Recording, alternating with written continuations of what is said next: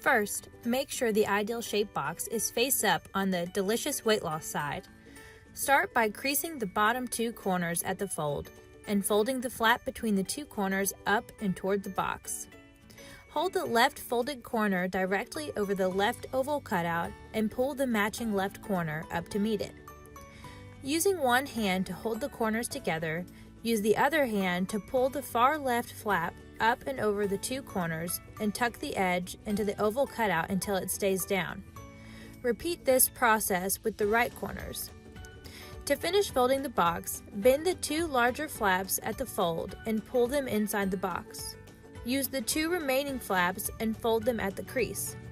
Bring them down to the openings at the front of the box and push them all the way in. That's it, you're done.